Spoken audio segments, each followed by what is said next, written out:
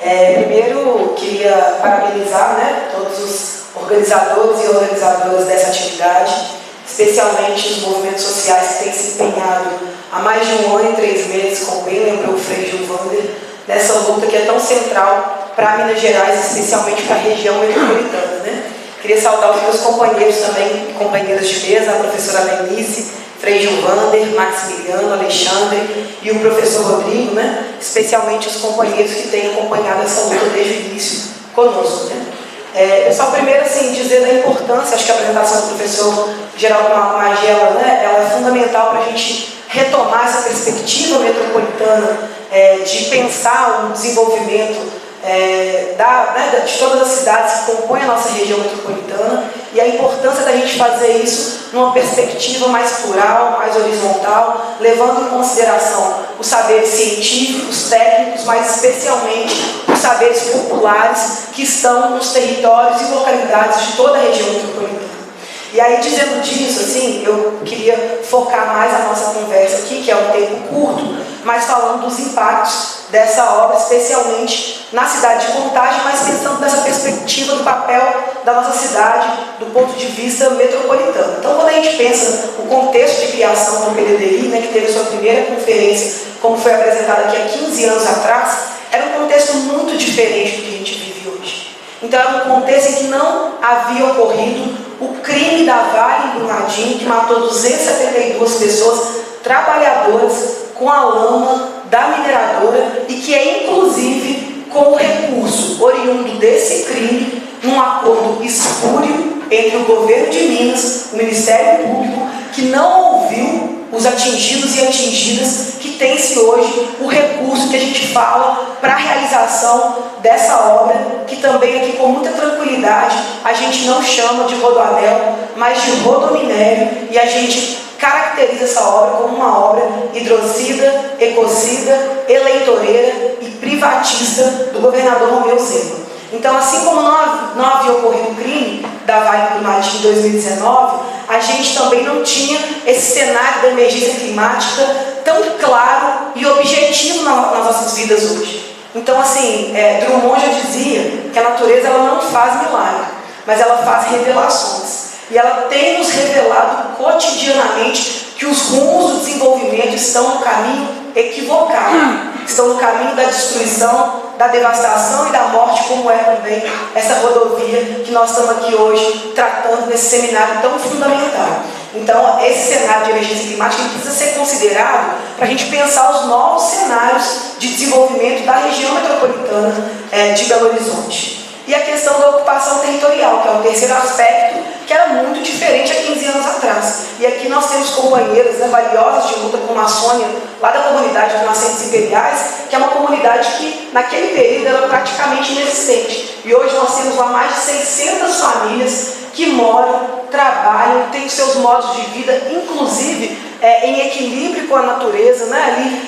fazendo também, garantindo a preservação das nascentes que recarregam a represa de Barra das Flores, e que é uma comunidade hoje que está no rastro desse traçado e que pode desaparecer caso essa rodovia siga em frente. Então, esse cenário é muito diferente, a gente precisa pensar esse cenário para pensar as alternativas para a região metropolitana hoje. Aí, dito isso, eu queria dizer mais os impactos do rodoanel, dessa rodovia da morte, na cidade de Contagem. Então,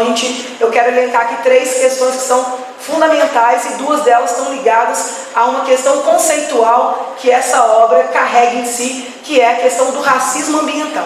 Então, a gente tem aqui também o companheiro João Pio, que é superintendente das políticas de igualdade racial e é um membro da comunidade dos Arturos, que está também na rota da devastação e da destruição dessa rodovia. Então, é uma comunidade quilombola, que tem os seus direitos garantidos, inclusive na Constituição Federal, e que não foram respeitados. Então, hoje, essa obra proposta pelo governo Zema, ela é também ilegal, porque não respeitou os direitos fundamentais que estão previstos na Constituição e não fez a consulta livre, prévia e informada, nem a comunidade quilombola dos Arturos, nem a comunidade quilombola dos Pinhões, e muito menos as outras diversas comunidades tradicionais que estão nesses territórios e que serão fortemente impactadas por essa rodovia. Então, pensando, por exemplo, a comunidade dos Arturos, você vai dividir a comunidade de equipamentos públicos, mas também das águas de Barra das Flores, que fazem parte dos rituais e dos modos de vida dessa comunidade. Então é uma questão muito grave e que, inclusive, em função dela, a gente está vendo aí mais um recuo que será anunciado pelo governo Zema com relação ao leilão dessa obra, que é fruto da nossa luta constante, cotidiana, recorrente, há mais de 1 ano e 3 meses, como a gente já disse aqui anteriormente. A outra questão ligada ao racismo ambiental é também o que eu disse aqui da comunidade dos nascentes imperiais, que é uma comunidade que ainda é uma ocupação irregular, mas está em processo de regularização fundiária, inclusive pensando nas suas especificidades, porque está numa região que também é uma região de recarga da represa de Vargem das Flores, mas é uma região onde moram absolutamente pessoas trabalhadoras, pessoas com poucos recursos financeiros, diferentemente da turma que mora em Casa Branca, na Serra do Rola Moça, onde o governo fez questão de tirar a alça, demonstrando seu compromisso com o racismo ambiental que escolhe onde vai destruir, onde vai devastar e coloca o povo pobre no centro sempre da destruição e da morte. Então essa é também uma questão muito central para nós em Contagem, defender as moradias das populações que mais precisam, mais vulneráveis, e a gente tem que pensar também hoje o cenário de pobreza no Brasil, em Minas Gerais, porque essas pessoas não têm condições hoje de colocar sequer o alimento na mesa. Imagina adquirir os insumos da construção civil para construir novas moradias, ainda mais uma comunidade que não tem ainda sequer a sua posse da sua terra, porque não tem a regularização fundiária. A outra questão fundamental, terceira questão fundamental de Contagem, é o impacto de ser uma obra hidrocida e ecocida, porque coloca em risco o manancial de Vargem das Flores. Gente, aqui eu não tenho dúvida que todo mundo tem clareza da importância da represa de Vargem das Flores para o abastecimento hídrico da região metropolitana, tendo em vista que ela abastece aí aproximadamente 500 mil pessoas, tem mais de 500 nascentes catalogadas e quase 2.000 que é a previsão de nascentes que a gente tem naquele território, que é fruto de uma luta histórica também da região metropolitana. A gente tem hoje o SOS Vargem das Flores representando essa luta que já tem mais de 20 anos para poder defender a nossa represa da especulação imobiliária, mas ela também hoje, nesse atual contexto, tem uma importância maior, porque justamente com o crime da Vale em Brumadinho, que matou o rio Paraopeba, colocou o cenário de insegurança hídrica como uma realidade hoje objetiva do nosso tempo para a região metropolitana. Então defender as águas de Vargem das Flores é defender as águas da região metropolitana e inclusive a possibilidade de qualquer tipo de desenvolvimento na região metropolitana, gente. Aqui eu sou professora de história e eu tenho certeza que aqui todo mundo, quando passou pelos bancos da escola lá na mais tenra idade, todo mundo se lembra que as primeiras civilizações, elas justamente ocorrem, se desenvolvem ao lado de um rio, ao lado das águas. Não existe nenhum tipo de desenvolvimento sem água. Então proteger a represa de Vargem das Flores é também garantir formas de desenvolvimento que eu acredito que são necessárias construir, um desenvolvimento de novo tipo, que a gente consiga garantir o desenvolvimento, mas com equilíbrio entre as relações com a natureza, com os seres humanos, mas é preciso também, acima de tudo, diálogo. Então, essa obra é uma obra que coloca hoje a escassez hídrica no horizonte imediato da região metropolitana. E para finalizar, que eu já fui avisada ali que me falta apenas 1 minuto, dizer, pessoal, que inclusive aqui